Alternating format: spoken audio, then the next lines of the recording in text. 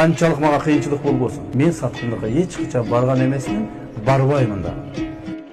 Саткындык адамдын жүрөгүндө болот. Эгер адамдын жүрөгүндө саткындык деген бир сезим боло турган болсо, ал адамга сен канча жардам бербе, канча жакшылык кылба, ал адамды канчалык бийиктикке көтөрүп койбо, ал адам сөзсүз сатат.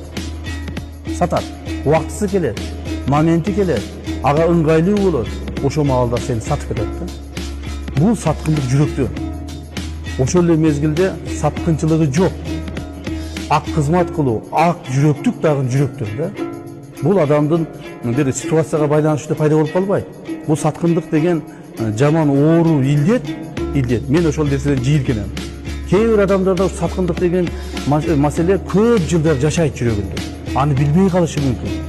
Коом, чекедегилери, достору, жакындары, бир туугандары билбеши мүмкүн. Бирок убактысы келгенде ошол адам сатат. Себеби баягы саткындык деген жүрөгүндөгү аждар ойгонот да.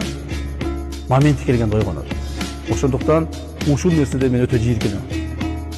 Канчалык мага кыйынчылык болбосун, канчалык мага оор болбосун, канчалык чыдагыс бир кыйын моменттер болбосун, турмуштагы бир учурлар болбосун, мен саткындыкка эч качан барган эмесмин, барбаймын да.